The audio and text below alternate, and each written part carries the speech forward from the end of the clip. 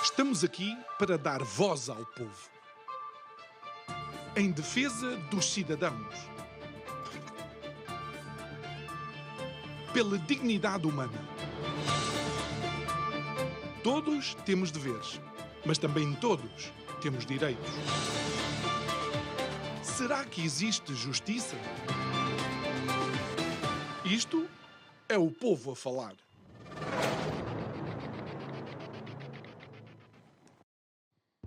Das legislativas do passado dia 10 de março ainda existe alguma contabilidade curiosa que podemos fazer. Por exemplo, o recorde absoluto de mais de 6,1 milhões de votantes que se deslocaram até às urnas. Ou seja, 2/3 dos portugueses foram até às mesas de voto expressar a sua vontade. E o que dizer da taxa de abstenção, que era normalmente e invariavelmente a grande vencedora das eleições, desta vez ficou com 33,8%, representando o valor mais baixo desde 1995, ou seja, quase 30 anos.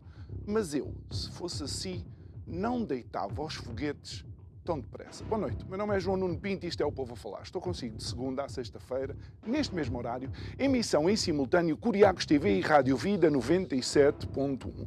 E porquê é que eu não deitaria os foguetes tão depressa? Olhe, porque, por exemplo, um voto em cada 9 não serviu para absolutamente nada. Eu posso lhe dizer que 10%, sensivelmente, das pessoas que foram votar não converteram o seu voto em mandatos. E se acha que esse número já é impressionante, estamos a falar de mais de 673 mil votos que foram, peço desculpa, literalmente para o lixo.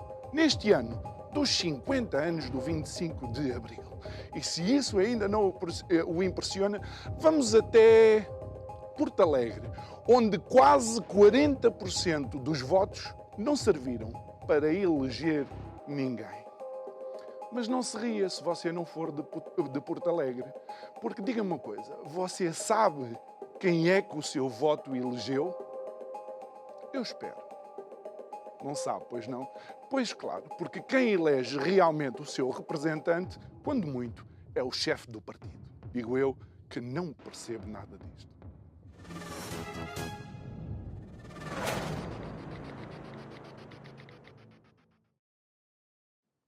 E de volta ao nosso estúdio nesta segunda-feira, pontapé de saída para mais uma semana de conversas. Vamos precisamente falar da nossa lei eleitoral e é nosso convidado de hoje, Daniel Adrião, que é investigador do CIES, Centro de Investigação de Estudos de Sociologia do ISCTE, e também é bolseiro de doutoramento da Fundação da Ciência para a Tecnologia. Muito boa noite, muito obrigado por estar aqui. Também em termos de disclosure, foi candidato à liderança do PS e parece-me, de facto, extraordinário que esteja aqui sentado à mesa com uma proposta de alteração do sistema eleitoral e eu vejo nas suas redes sociais e também quando apresenta essa proposta fala em voto pleno. Pode-nos levar um pouco nesse caminho desta transformação que deseja para o país? Muito obrigada, em primeiro lugar, obrigado pelo convite, é um prazer estar aqui consigo para debatermos precisamente as questões relacionadas com a qualidade da democracia, porque é no fundo isso que está aqui em causa. E eu acho que 50 anos depois do 25 de Abril é a altura de nos questionarmos sobre se de facto este sistema político e em particular o sistema eleitoral, que é um dos elementos mais estruturantes do sistema político, é o sistema eleitoral, continua de facto a corresponder às expectativas dos cidadãos e consegue responder àquilo que são verdadeiramente as ambições dos cidadãos na perspectiva da sua participação e da sua intervenção na vida cívica e, em particular, na vida democrática. E, portanto, o que nós podemos constatar é que nós temos um sistema eleitoral que tem cerca de 50 anos. Portanto, é um sistema eleitoral que existe desde 1974, portanto, é um sistema eleitoral anterior à própria Constituição da República Portuguesa. Exatamente, é pré-constitucional, porque foi este sistema eleitoral quase o mesmíssimo sistema eleitoral que temos hoje, com algumas alterações muito pouco significativas, que esteve na gênese da eleição para a Constituinte. Portanto, a Assembleia Constituinte foi escolhida de acordo com este sistema eleitoral que ainda hoje vigora. Portanto, a Assembleia Constituinte que foi eleita para poder aprovar a Constituição. De momentos quase jurássicos da nossa democracia, que alguns continuam a querer chamar de jovem, mas eu já questionaria isso. Mas é uma democracia que começa a entrar na meia-idade. E, portanto, na verdade, nós tivemos sempre este sistema eleitoral. Ele manteve-se praticamente inalterável. Houve algumas, enfim, diferenças, enfim, não muito significativas. Sobretudo, a diferença mais significativa é em relação à dimensão do Parlamento. Portanto, houve uma redução do número de deputados. Mexeu-se nos limites máximos e nos limites mínimos. Exatamente. E, portanto, neste momento temos uma Constituição, estabelece que o Parlamento deve ter, portanto, uma dimensão entre 180 a 230 deputados. E nós estamos, portanto, no limite máximo dessa disposição constitucional. Mas, de qualquer das maneiras, isso, enfim, são diferenças que não alteraram a substância, claro. Não é? Não são, portanto, alterações verdadeiramente substantivas, claro. Da lei eleitoral. Porque, Daniel, de alguma forma, estes números que eu apresento na segunda parte da minha nota introdutória são agridoces. Sim. Não é? São agridoces. Bem, eu acho que é de saudar e devemos, no fundo, ficar muito contentes com o facto de a abstenção ter caído, não é? E desta vez caiu de forma muito significativa. Nós estávamos com taxas de abstenção muito elevadas nos últimos anos, portanto, a rondar os 50%, e, portanto, isso era verdadeiramente uma má notícia para a democracia. Claro. Agora, finalmente, nós conseguimos de facto, ultrapassar a barreira dos 60%. Isso é muito importante em termos de participação. Isso é muito importante. Aliás, como disse bem, nestas eleições votaram o maior número de portugueses eleitores de sempre, em termos absolutos, porque, de facto, em eleições anteriores, há muitos anos atrás, em termos percentuais, houve maior participação, mas em termos absolutos, não, porque, entretanto, também o número de eleitores aumentou. Exatamente. E, portanto, é notável que em eleições legislativas se tenha registado este número tão significativo de pessoas que, de facto, se deslocaram às urnas para votar. Isso é uma boa notícia para a democracia. Mas isso não resolve problemas, como também referiu. Tem a ver, por um lado, o facto de continuarem muitos votos a serem pura e simplesmente desperdiçados, no sentido em que esses votos não são contados para o apuramento de mandatos, portanto, não contam para o apuramento de mandatos, embora sejam votos naturalmente, que contam para o apuramento das percentagens dos partidos, e são votos que até contam, designadamente, para a subvenção estatal que os partidos recebem. Okay. Isso tem que ser dito, mas, na verdade, não... Deviam contar era para a democracia. Exatamente. E para a representação democrática. Exatamente, mas não contam para a representação. Há cerca de 11% destas eleições, 11% dos votos, de facto, não contaram para a representação. Há 11% do eleitorado que ficou pura e simplesmente sem estar representado no Parlamento. E a montante disso, ainda há um problema maior que também referiu na sua introdução, que é o facto de os cidadãos em Portugal não saberem quem os representa. Quem é o deputado que na Assembleia da República os representa? Quem é o deputado cujo trabalho eles podem fiscalizar, podem monitorizar, e quem é que, de facto, podem pedir a prestação de contas. Porque, no fundo, o voto não é dado. O voto é, no fundo, é um contrato que se estabelece, não é? E que tem direitos e deveres. E, portanto, a pessoa a quem se confia o voto também tem responsabilidades e tem que fazer a prestação de contas. E, infelizmente, isso não é feito na esmagadora maioria dos casos. Não quer dizer que em círculos mais pequenos, com elejam menos deputados, não haja uma relação portanto, mais direta entre o eleito e o eleitor, mas no caso da grande maioria dos círculos eleitorais, de facto, essa relação não existe e, portanto, os cidadãos não têm a possibilidade de poder, de facto, escrutinar o trabalho dos seus representantes. Deixamos então a representatividade para a segunda parte. A primeira parte é, de facto, fazer com que todos os votos contem. Qual é a proposta que o Daniel e a equipa que com certeza está consigo têm para que se possa mitigar, de facto, isso e que a pessoa tenha a consciência de que o seu voto é, de facto, um voto válido? Muito bem. Portanto, a nossa proposta, portanto, isto é uma iniciativa legislativa de cidadãos, que a Constituição prevê e que é pouco usada, também é um dos segredos muito bem guardados do regime, é a possibilidade dos cidadãos poderem... Mas aumentaram o número de assinaturas recentemente, não foi? Eram acaso... 5.000 para 7.500, qualquer coisa Não, assim? isso são petições. Isto não é uma petição. Está bem. Portanto, por isso é que eu digo que este instrumento é muito pouco conhecido. Isto Até é eu fiz confusão. Pronto, é outro instrumento, portanto, o instrumento mais generalizado e que normalmente os cidadãos recorrem é efetivamente às petições, mas este instrumento é um instrumento diferente das petições. Okay. Portanto, no fundo, isto é a possibilidade dos cidadãos poderem apresentar projetos de lei na Assembleia da República, que é algo que, no fundo, só os partidos, não é? Com representação parlamentar... Pensam que têm exclusividade, mas pelos vistos a Constituição permite. Podem apresentar iniciativas legislativas e também o Governo, não é?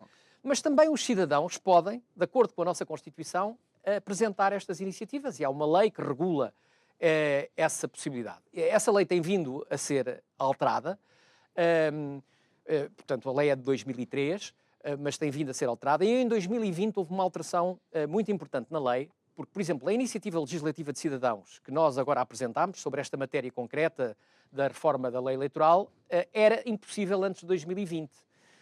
Porquê? Porque a lei não permitia que matérias que são da reserva da Assembleia da República pudessem ser objeto deste tipo de iniciativas. Há reservas exclusivas da Assembleia da República, há um conjunto de matérias e, portanto, as iniciativas legislativas de cidadãos não eram passíveis de poder ser objeto desse conjunto de áreas que são estabelecidas na Constituição como de reserva da Assembleia da República. Só que a lei veio, de facto, alterar isso. E veio permitir que revogar, portanto, o artigo que proibia que essas matérias fossem, de facto, objeto deste tipo de iniciativa e, portanto, passou a ser possível, designadamente, e essa a questão da lei eleitoral era uma dessas matérias, que não era possível e que estava vedada. E deixou de estar. E, portanto, passou a ser possível, nesta e num conjunto de outras matérias, mas nesta em concreto, que se pudessem, de facto, desenvolver iniciativas legislativas de cidadãos. E foi nesse sentido que nós entendemos apresentar este projeto de lei, porque isto tem mais força, de facto, do que uma mera petição, porque isto obriga a que, de facto, os partidos... tenham conhecimento? Não é só terem conhecimento, têm de emitir, inclusivamente, pareceres. Ok. Portanto, tratando-se de um projeto de lei, ao contrário do que sucede com as petições, os partidos têm que emitir pareceres sobre o projeto de lei, têm que tomar posição, designadamente em sede de comissão. E depois disto, do projeto de lei ser discutido com a Comissão Representativa da Iniciativa Legislativa de Cidadãos em sede de comissão e dos partidos portanto, tomarem as suas posições, emitirem os seus pareceres, haver um debate e uma discussão, depois é que o assunto vai para debate e para votação em plenário. Mas há, no fundo, aqui todo um processo anterior que faz com que haja muito mais necessidade de compromisso e de empenhamento e de aprofundamento na discussão por parte dos partidos políticos. E por isso é que este instrumento é tão interessante. Agora, de facto, a dificuldade deste instrumento é que obriga a que se reúnam 20.000 assinaturas. Okay. E, portanto, neste momento é o nosso grande desafio. É reunir as 20.000 assinaturas para que este processo possa, de facto, ser eficaz. Porque a iniciativa legislativa já deu entrada na Assembleia da República, já foi validada pelos serviços da Assembleia da República, portanto está conforme, não é, cumpre os requisitos exigíveis para este tipo de iniciativas, mas agora precisamos dos 20.000 assinaturas. Daniel, deixa-me ajudar dizendo aos nossos telespectadores e aos ouvintes que podem procurar a Iniciativa Legislativa de Cidadãos para a Reforma do Sistema Eleitoral, voto pleno. Com certeza que vão encontrar e depois podem lá... Só um esclarecimento. Portanto, a nossa pode ser assinada em duas plataformas. No site do Parlamento e também no site de petição pública. Exatamente. Embora não seja uma petição pública, seja uma iniciativa Daí eu legislativa de ter cidadãos. feito confusão, Exatamente. Há muita porque eu, gente de que faz facto, essa confusão. parecia mesmo uma petição pública, porque há muita gente que faz. Exatamente. Sim, Ok. não. Mas é uma ferramenta mais eficaz e que com maior força jurídica. Muito Com bem. maior força jurídica. Olha, Mas o voto pleno, depois Sim. eu não quis fugir à sua questão, acho que era importante fazer este esclarecimento, porque para quem nos escuta e vê, possa perceber exatamente o que nós estamos a propor. Portanto, porquê é que esta iniciativa se traduz de facto num voto pleno? Porque os cidadãos em Portugal, nós costumamos dizer isso, para comunicar, para que as pessoas percebam bem, só podem votar em partidos.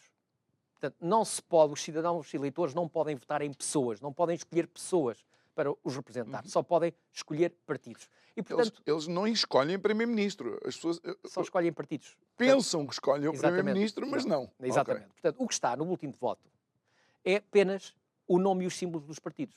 E, portanto, os cidadãos estão, no fundo, condicionados a ter que colocar uma cruz à frente do símbolo e do nome do partido. Isto é, estão a passar um cheque em branco aos partidos. E, portanto, são os partidos que depois decidem, de forma quase aleatória e discricionária, quem são as pessoas que efetivamente integram as listas. É os diretórios partidários e os líderes dos partidos, como muito bem disse, que no fundo têm carta branca dada pelo sistema eleitoral, não é pelos eleitores. Os eleitores estão condicionados, não têm outra forma de participar e, portanto, acaba por ter, os líderes dos partidos e os diretórios partidários acabam por ter carta branca para poder escolher quem querem. E até para colocar em posições não elegíveis quem lhes dê problemas internos no próprio partido. Exatamente. Ou seja, isto Sem é uma dúvida. coisa, mas dava outro programa. Dava outro programa, sem dúvida, sem dúvida. E também podíamos falar sobre isso. Eu poderia falar com alguma propriedade sobre isso. Talvez. Mas na verdade, portanto, este sistema é um sistema que, na prática, só confere aos cidadãos e eleitores em Portugal meio voto. Ok. Nós só temos direito a meio voto, porque nós só podemos escolher partidos. Ok. E, portanto, isto contrasta com o que sucede na generalidade dos outros países europeus, onde os cidadãos, de facto, podem escolher partidos e pessoas. Isto é, podem votar diretamente nas pessoas que pretendem que sejam os seus representantes. E isto sucede em 24 dos 27 países da União Europeia. Isto é, só há 3 países na União Europeia que têm um sistema de listas fechadas e bloqueadas. É Portugal, Espanha e a Roménia. Desculpa, estou-me a rir porque são E vizinhos ilustres, mas que realmente... E eu costumo dizer que este é o segredo mais bem guardado do regime. Isto é um segredo que está na caixa negra do regime. Porque em Portugal as pessoas não estão informadas sobre isto. Mesmo as mais informadas não estão informadas. Portanto, há uma grande falta de literacia política nesta matéria e, portanto, a generalidade dos cidadãos julga que a forma como se vota aqui é a forma como se vota nos outros países da União Europeia. Mas não é verdade. Não é verdade. De facto, há muito poucos países que têm este sistema eleitoral de listas fechadas e bloqueadas como nós temos. Portanto, somos uma minoria, uma pequena minoria no contexto europeu. Portanto, por isso é que os outros cidadãos europeus têm direito a um voto pleno. Porque podem escolher os partidos e escolher as pessoas. E nós só temos direito a meio voto. Porque nós só podemos escolher partidos e estamos impedidos de escolher pessoas. E, portanto, esta é uma revolução. E o interessante é que eu, quando fui votar, portanto, no domingo passado, creio... Não, no passado não, no anterior... foi uma lista enorme. Eu creio que foi a maior folha de voto de sempre. Mas vocês propõem 2 votos. Exatamente. 2 votos. Aliás, o que nós propomos é o sistema que, por exemplo, tem a Alemanha, que é um sistema de voto duplo, em que os eleitores têm um boletim de voto, o boletim é o mesmo, só que o boletim está dividido em 2 partes e, portanto, no lado, os cidadãos podem escolher, no fundo, o seu representante através do voto nominal, portanto, escolher no seu círculo uninominal, de acordo com o território onde vivem, passam a ter o seu deputado.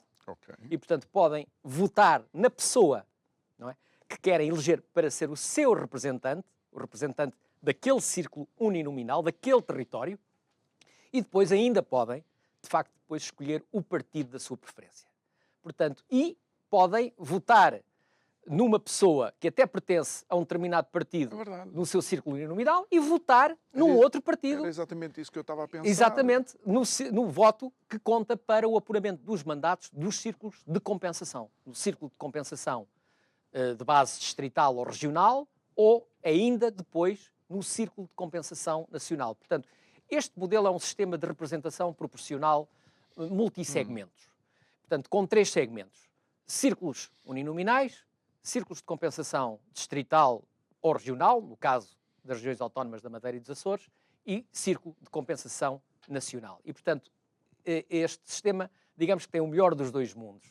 Por um lado, permite criar uma relação direta entre os eleitos e os eleitores, através do voto nominal para o círculo uninominal, e, por outro lado, permite também que todos os votos contem para o apuramento de mandatos, porque o segundo voto vai contar sempre. Conta para o apuramento no círculo de compensação distrital e depois conta também para o apuramento no círculo de compensação nacional, e isto garante que os pequenos partidos, mesmo que não elejam deputados nos círculos uninominais, vão garantir a eleição de deputados na representação, na proporção dos seus votos nos círculos de compensação, quer no círculo de base distrital, quer no círculo de base até porque, nacional. E deixa-me lançar este desafio. Muitas vezes os pequenos partidos, quem escolhe são mesmo pessoas da terra. São pessoas que estão próximas daquilo que é realmente a vida do cidadão, ao passo que os grandes partidos, e não estou a acusar ninguém, só estou a mencionar aquilo que todos nós conhecemos, às vezes até é alguém que não está lá, mas passou por lá e está na lista como alguém que vai ser escolhido por aquele distrito ou município, não sei. Sim, é verdade, é verdade. A questão é que, neste momento, sobretudo os grandes partidos, como dizia muito bem, de facto têm lógicas de seleção e de recrutamento das pessoas que integram as suas listas que, de facto, escapam à maioria dos cidadãos. Portanto, os cidadãos estão completamente a leste desse processo. Os cidadãos não são minimamente envolvidos, não são tidos nem achados para a escolha efetivamente dos seus deputados. E, portanto, os partidos têm, no fundo, um salvo-conduto em que podem, de forma absolutamente discricionária, escolher quem muito bem entendem, sem diminui a qualidade da nossa democracia? Claro que diminui. Aliás, diminui a qualidade da democracia na medida em que também diminui a liberdade de escolha dos cidadãos. Nós temos muito menos liberdade de escolha em Portugal do que a generalidade dos cidadãos da Europa. Do que os alemães, do que os franceses, do que os belgas, do que os suecos, do que os búlgaros, do que os croatas. Quer dizer, em Portugal nós estamos, eu diria, condenados a votar em partidos e ao fazê-lo a passar cheques em branco aos líderes e aos diretórios partidários. Uma das coisas, Daniel, que me parece que esta proposta também traz é a igualdade entre todos os cidadãos, porque, honestamente, estes 673 ou mais de 673 mil votos que são desperdiçados significa que nós não somos, de facto, todos iguais. Sim, claro. Porque os votos são contabilizados, os outros não serviram para claro, nada. É uma grande discriminação entre portugueses, de facto, sobretudo, e ainda é pior porque grande parte desses 670 mil votos são de portugueses que vivem no interior do país. Isto é, são de cidadãos que vivem nos círculos mais pequenos, com menor poder de representação. Exatamente, são duplamente penalizados. Porque, na verdade, já elegem tão poucos deputados e ainda por cima, quer dizer, são pessoas que vivem em territórios deprimidos, em territórios desertificados, envelhecidos, em muitos casos, e portanto, muitos desses votos, de facto, são deitados ao lixo do ponto de vista do apuramento de mandatos. Isso é uma falta de respeito para com os cidadãos e, de facto, é inadmissível que isso continue. Portanto, esse problema tem de ser resolvido. Aliás, hoje em dia há quase unanimidade entre os pequenos partidos, não é? Do Bloco de Esquerda à Iniciativa Liberal, que defendem, de facto, uma alteração da lei eleitoral no sentido de criar um círculo de compensação nacional, mas isso é só tratar de metade do problema. Porque há uma outra parte que não fica resolvida com a criação apenas e exclusivamente do círculo de compensação nacional, que é a ligação direta entre eleitos e eleitores, que é a possibilidade, de facto, dos portugueses poderem, à semelhança do que sucede com os outros europeus, poderem escolher diretamente o seu representante, exercer o voto nominal, não é? Ou através de um voto categórico, através dos círculos uninominais, ou, como é que sucede em alguns países, também através do voto preferencial. Então, listas plurinominais, mas em que os cidadãos podem escolher as pessoas em quem pretendem votar no conjunto da lista. Ou seja, esse é o outro modelo que existe na Europa. Isso obrigaria aos líderes partidários a ter vários nomes para um só mandato, por exemplo. Sim, no caso das listas plurinominais com voto preferencial, sim, é assim. Portanto, o Mas partido é bom porque obriga a negociação entre partes, não é? Claro, e gera muito mais concorrência saudável, inclusive intrapartidária, portanto, Exatamente, dentro dos próprios partidos, não é? Portanto, interpartidária entre partidos, mas também intrapartidária dentro dos próprios partidos, gera-se competição e, portanto, por isso é que muitos partidos que têm este sistema de voto preferencial e até de voto nominal, os partidos desenvolvem processos de primárias para a escolha dos seus candidatos, precisamente porque há competição. E essa competição é saudável e é importante que haja, porque a tendência, de facto, é para que os cidadãos escolham os melhores. E se nós, de facto, tivermos melhores políticos, vamos ter melhores políticos. Claro. E vou só recordar, estamos a falar da iniciativa legislativa de cidadãos para a reforma do sistema eleitoral. Isso não caiu em cima de ninguém, bom não. Para a reforma do sistema eleitoral, voto pleno. Isto pode ser, você pode subscrever esta iniciativa tanto no site das petições, tal como no site da Assembleia da República. E ainda antes de irmos à parte da representatividade, Daniel, muitas vezes quando falamos da reforma do sistema eleitoral há quem utilize a Constituição, digamos, como desculpa para não se pode fazer porque a Constituição não deixa, mas isto foi algo que enquanto bebíamos ali um cafezinho, eu fui surpreendido porque já prevê a possibilidade de algumas alterações. Não, é verdade, não. Por exemplo, este projeto de lei que nós estamos a apresentar é compatível com a Constituição e com aquilo que a Constituição estabelece. Portanto, não é preciso nenhuma revisão constitucional para os deputados amanhã, na Assembleia da República, a poderem aprovar este projeto de lei e poderem conferir aos portugueses um voto pleno. Não é preciso nenhuma alteração na Constituição, porque essa alteração já foi feita em 1997. Portanto, em 1997 foi feita uma revisão constitucional acordada entre o PS e o PSD, que alterou a norma constitucional que, de facto, estabelecia que os círculos tinham que ser exclusivamente plurinominais e, portanto, introduziu os círculos uninominais. Portanto, a Constituição, desde 1997, prevê a possibilidade de existirem círculos uninominais e, portanto, se poderem votar em pessoas em concreto e os cidadãos poderem escolher diretamente os seus deputados. E, portanto, já se passaram estes anos todos, não é?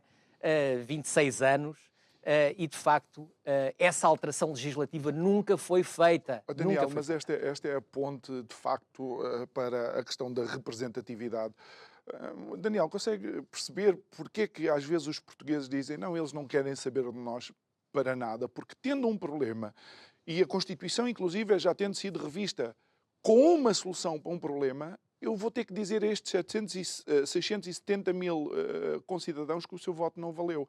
E aqui é onde a representatividade, ou o afastamento, na realidade, dos atores políticos da população começa a sentir-se cada vez mais. Sim, sem dúvida. Eu acho que isso é absolutamente notório e, aliás, há estudos que demonstram isso. A literatura, de facto, refere que há um distanciamento muito significativo entre os eleitos e os eleitores e que o índice de liberdade de escolha em Portugal dos cidadãos é muito menor do que aquele que existe na generalidade dos países europeus. Há estudos, a Academia já produziu estudos que claramente sinalizam isso. E, portanto, esse é um problema. Na verdade, nós podemos dizer que em Portugal, portanto, os cidadãos têm menos direitos eleitorais que a generalidade dos cidadãos europeus. E que a sua liberdade de escolha é menor do que a generalidade dos outros cidadãos europeus. E isto acho que é algo que é absolutamente urgente mudar. Não podemos continuar com um sistema que está completamente obsoleto. Aliás, o atual Presidente da República já dizia isso em 97, que a lei eleitoral era obsoleta. Aliás, em 97, o professor Marcelo Rebelo de Sousa era líder do PSD e, portanto, participou na revisão constitucional que precisamente permitiu a mudança no sentido de introduzir os círculos uninominais. Portanto, ele apoiou esta alteração. Na altura, havia um governo do Partido Socialista, liderado, curiosamente, por António Guterres, não é? Que foi um grande defensor da reforma do sistema eleitoral. Aliás, a reforma do sistema eleitoral surge no programa do Partido Socialista em 1995 por via de um processo de abertura e de diálogo com a sociedade civil que, então, António Guterres, enquanto líder do PS, desenvolveu. Portanto, um processo muito interessante de auscultação da sociedade civil, que ficou conhecido como Estados Gerais. E foi nesse processo dos Estados Gerais do Partido Socialista em que participou muita gente ligada à academia, ligada a organizações não governamentais, a associações, que não tinham diretamente nada a ver com o Partido Socialista, isto é, não eram militantes do Partido Socialista, mas que, no fundo, responderam ao repto que o então líder do PS lhes fez para dialogarem com o Partido Socialista no sentido de encontrar as melhores soluções para o país. E foi precisamente nesse contexto que surgiu a necessidade da reforma da lei eleitoral. Foi por iniciativa, digamos assim, da sociedade civil em diálogo com o Partido Socialista. E, na altura, essa foi uma das conclusões que saiu dos Estados Gerais e o António Guterres assumiu o compromisso, não é? Enquanto candidato a primeiro-ministro, enquanto líder do Partido Socialista, de que se fosse governo, portanto, tudo faria para reformar a lei eleitoral e que o primeiro passo nesse sentido era fazer a revisão constitucional. Porque nessa altura, em 95, de facto, a Constituição ainda não permitia dar este passo. E, portanto, ele fez isso. Fez a revisão constitucional, fez um acordo com o então líder do PSD, Marcelo Rebelo de Sousa, e ambos acordaram no sentido de desbloquear a Constituição, no sentido de permitir que a lei eleitoral fosse alterada para dar mais força e mais poder aos cidadãos. Daniel, será que o grande desafio desta revisão é, de facto, surpreender ou desafiar PS e PSD a entenderem que este domínio avassalador que eles têm tido eventualmente se pode manter, mas terão que falar com mais pessoas? Não, claro, eu acho que isso é absolutamente vital, mas é preciso que a sociedade civil se organize no sentido de fazer essa exigência. Há países, quer dizer, que também tinham no passado listas fechadas e bloqueadas. Há vários países que tinham. A Bulgária tinha listas fechadas e bloqueadas, a Croácia tinha, a Itália chegou a ter, quer dizer, vários países tiveram este modelo. Só que houve, por parte da sociedade civil, grandes movimentações no sentido disso ser alterado. E, portanto, houve muita pressão da opinião pública e de organizações da sociedade civil para que, de facto, esse processo eleitoral fosse desbloqueado e os cidadãos pudessem ter uma palavra muito mais decisiva na escolha dos seus representantes. E devido a essa luta, os partidos foram forçados a fazer essas reformas. Muitas vezes contra a sua vontade. Mas a pressão da opinião pública era de tal ordem que encostou literalmente os partidos à parede e eles tiveram que fazer essas reformas. E há países onde já houve avanços e recuos. Por exemplo, a Roménia. A Roménia já teve um sistema de listas fechadas e bloqueadas. Depois abriu. E depois, aliás, houve um referendo na Roménia em que 85% dos romenos votaram a favor, portanto, de listas abertas. Elas vigoraram e depois os partidos, como não estavam satisfeitos, voltaram atrás e voltaram a implementar listas fechadas. E, portanto, quer dizer, contrariando, no fundo, aquilo que é a vontade esmagadora das pessoas, dos romenos, expressas em referendo. Portanto, isto é uma luta constante, porque nós sabemos que, no fundo, esta reforma, este tipo de reformas, são um braço de ferro entre a sociedade civil e os partidos. Achas de alguma forma, Daniel, e desculpa a utilizar esta expressão, que muitas vezes é ouvida aqui pela voz dos nossos convidados, nós chamamos isto de democracia, mas é uma verdadeira partidocracia? Sim, é verdade. É um sistema muito com um cariz partidocrático muito forte, não é?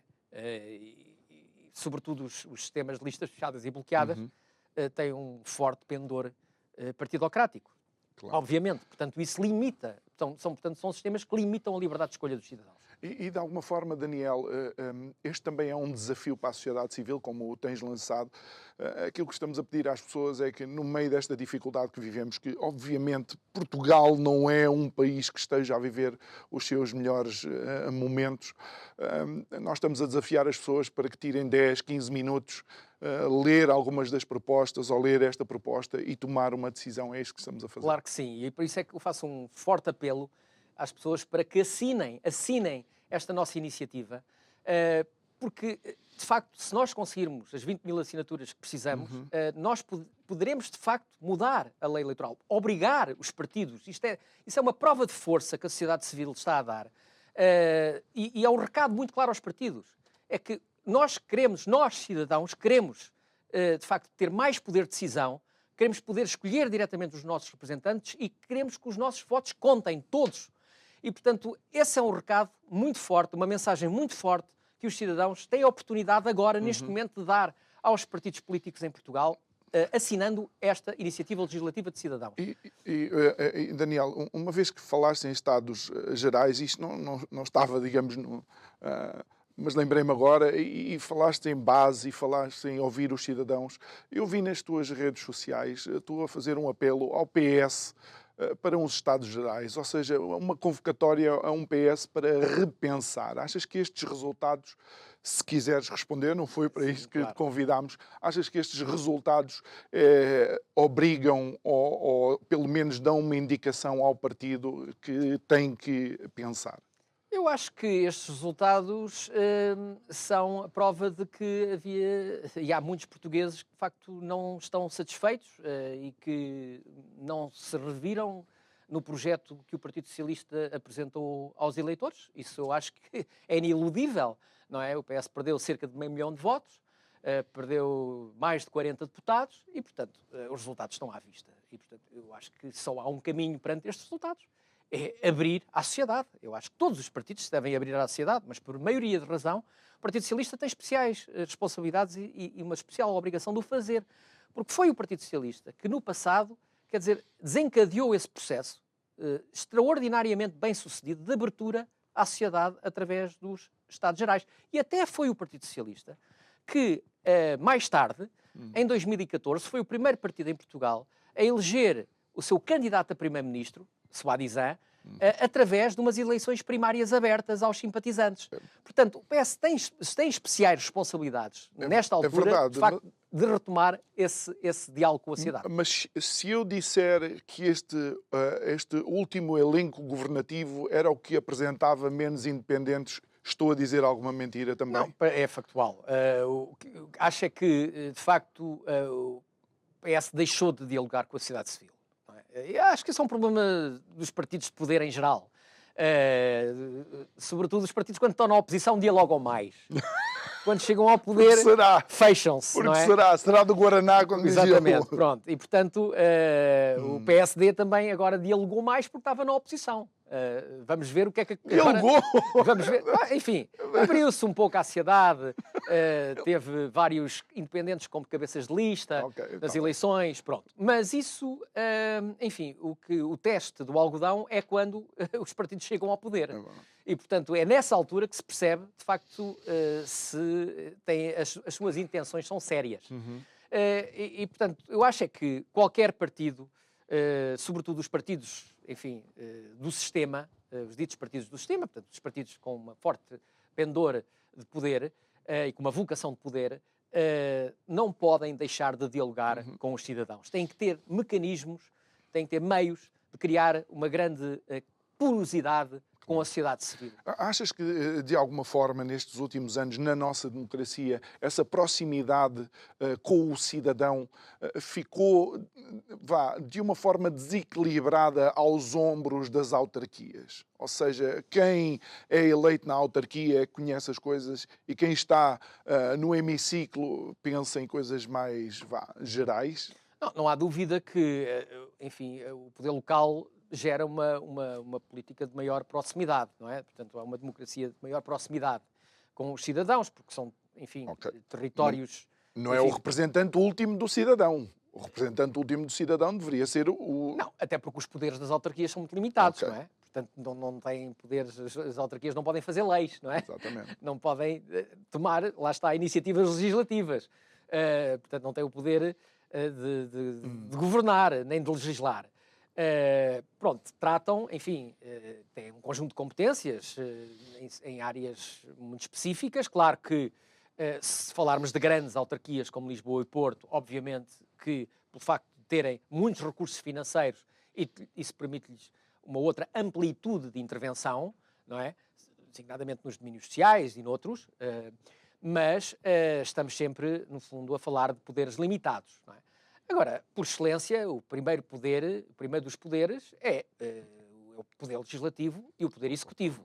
E, portanto, no fundo, é esse nível que nós, os portugueses, no fundo, confiam a resolução dos seus problemas mais prementes, digamos assim. Eu costumo dizer que os políticos só servem para uma coisa, é para resolver os problemas difíceis. Porque os problemas fáceis, os cidadãos resolvem-nos na sua esfera de ação. Mas há problemas que os cidadãos são incapazes de resolver.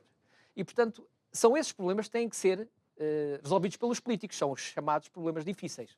E, portanto, se os políticos, não é, que só existem para resolver esse tipo de problemas, forem incapazes de o fazer, a sua utilidade é muito reduzida.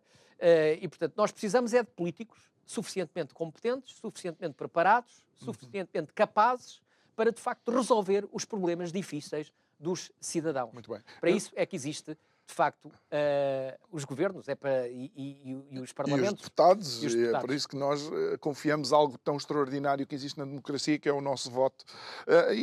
Daniel, ainda voltando aqui à questão do Parlamento e da proximidade, nós assistimos na pré-campanha e na campanha eleitoral, os políticos estão em todas, fazem tudo e mais alguma coisa, é suposto, não é?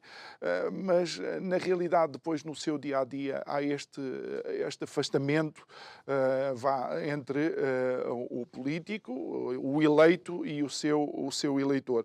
Mas o que dizer, por exemplo, dos nossos concidadãos que estão no estrangeiro? Quais são as propostas e como é que o voto deles também pode contar? Esta proposta é inovadora desse ponto de vista, porque confere aos cidadãos portugueses residentes no estrangeiro exatamente os mesmos direitos que qualquer outro cidadão português. E esta é uma novidade relativamente a projetos de lei que foram apresentados e a propostas de lei que foram apresentadas anteriormente para a revisão da lei eleitoral. Porque normalmente os cidadãos na diáspora efetivamente tinham menos direitos. Designadamente, no caso concreto, as propostas anteriores que surgiram, porque já surgiram propostas de lei, projetos de lei, uma proposta de lei do governo do Partido Socialista, precisamente do governo de António Guterres. Depois, mais tarde, o PS voltou a apresentar um projeto de lei na Assembleia da República em 2022, um projeto de lei, aliás, que teve, enfim, foi subscrito por insignes dirigentes do Partido Socialista. O projeto de lei que foi apresentado pelo Partido Socialista em maio de 2022 foi subscrito, assinado, o projeto de lei de reforma do sistema eleitoral que introduzia os círculos uninominais, portanto, um sistema misto, tal como este que estamos aqui a apresentar. Já tinha sido apresentado pelo Partido Socialista, tendo como proponentes Eduardo Ferro Rodrigues, António Costa, Maria de Belém Roseira, Alberto Martins, Elisa Ferreira, Guilherme de Oliveira Martins, José Magalhães, Manuel Maria Carrilho, Paulo Pedroso, Maria Santos e José Sócrates. E, portanto, este projeto de lei foi apresentado em 7 de maio de 2002. Portanto, 2002. 2002. Okay. Eu ainda há pouco disse 22, eu perdão, fiquei... Perdão. 2002. Desculpa, foi um lapso. Foi um lapso. Que eu ia já perguntar, então... Foi, não, foi 2022? Não, foi em 2002. Okay. Eu fiz aí enganei-me. Portanto, em 2002, mas foi apresentado este projeto de lei pelo grupo parlamentar do Partido Socialista e subscrito por estes então deputados. E, portanto, o que se estranha é que, de facto, depois disso, o Partido Socialista tenha, de alguma maneira, deixado de cair e, pelo menos, deixado de considerar que este tema era uma prioridade, porque continuou a incluir a reforma da lei eleitoral nos seus programas eleitorais. Até 2019, a reforma da lei eleitoral esteve nos programas do Partido Socialista. Sim, até 2019. Saiu em 2022. Ou seja, portanto, para a anterior legislatura, portanto, o PS já deixou cair a reforma da lei eleitoral e agora voltou a deixar cair a reforma da lei eleitoral nas eleições de 2024. Mas, durante mais de 30 anos, portanto, o Partido Socialista esteve portanto, inscrito nos seus programas eleitorais a reforma da lei eleitoral. Daniel, e ela nunca foi feita por falta de entendimento com o PSD, porque isto é uma lei que obriga a uma maioria qualificada de 2/3. Portanto, é uma lei que obriga a um entendimento entre os dois maiores partidos, no caso o PS e o PSD. Ainda é assim, mesmo depois destas últimas eleições, ainda continua a ser indispensável que os dois maiores partidos, o PS e o PSD, se ponham de acordo para, de facto, alterar a lei eleitoral. E, portanto, tem sido, enfim, divergências, eu acho que muitas vezes até, enfim, quase que dá a ideia que são combinadas entre os dois maiores partidos. Quase que dá a ideia. Para que, de facto, esta reforma não avance, não é? Porque muito pouca coisa separa o PS e o PSD relativamente a projetos anteriores. Por exemplo, o PSD apresentou um projeto, sim, em 2007. Em 2007, o PSD também apresentou um projeto de reforma da lei eleitoral. Isto é, portanto, também, ao longo do tempo, foram surgindo vários projetos de lei para reformar a lei eleitoral. Mas havia sempre qualquer coisa. A questão que, enfim, sempre dividiu os dois partidos e que serviu de alguma maneira de pretexto para não haver acordo, tinha a ver com a questão do número de deputados. O PSD defendia uma redução do número de deputados e o PS não aceitava a redução do número de deputados. E, portanto, foi isso que, de alguma maneira, impediu... Ou seja, o menos importante, no fundo, quase. Menos importante. Claro, é o menos importante. Mas, Daniel, e estamos nos últimos 2 minutos e quero dar mais algum tempo para apelar, digamos, à subscrição desta iniciativa.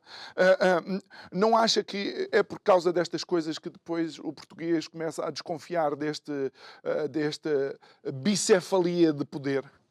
Sim, eu acho que, enfim, embora o bipartidarismo está seriamente ameaçado depois das últimas eleições, não é? Portanto, com o surgimento do terceiro partido com muita expressão eleitoral e parlamentar, naturalmente que o bipartidarismo está de alguma maneira ameaçado. Mas a questão fundamental é esta. Os partidos do sistema, até hoje, PS e PSD, no fundo, também estão a pagar o preço pela sua incapacidade de produzir reformas. Não é? E esta em particular, eu tenho para mim que a reforma da lei eleitoral é a mãe de todas as reformas. Porque... Nos coloca num sistema mais moderno, maior igualdade. De maior igualdade, de maior poder dos cidadãos. Portanto, é uma reforma para dar poder aos cidadãos, para tirar poder aos partidos e para dar poder aos cidadãos. Naturalmente que os partidos resistem muito a isto. Mas estão a pagar um preço também por isso. Porque esta reforma permitirá a melhoria da qualidade dos nossos políticos. Não tenho sobre isso nenhuma dúvida. E se nós tivermos melhores políticos, vamos ter melhores políticas. Portanto, se nós tivermos políticos mais capazes, mais competentes, mais preparados, isso vai se refletir também ao nível das políticas públicas. E, portanto, eu acredito que o país se vai desenvolver mais, os portugueses vão ter melhores condições de vida, vão ter mais rendimento do trabalho, vão ter outras oportunidades E tudo a partir desta se, de facto, esta transfiguração. reforma eleitoral Muito for bem. aprovada. Daniela Adrião, obrigado mais uma vez. Já sabe, a Iniciativa Legislativa de Cidadãos para a Reforma do Sistema Eleitoral, voto pleno, pode subscrever. Isto vai estar também nas nossas redes sociais, como comentário, para que você possa ir lá ler e decidir a subscrição ou não. Resta-me agradecer e dizer que pode rever esta conversa amanhã no canal do YouTube. Uma boa noite, até amanhã.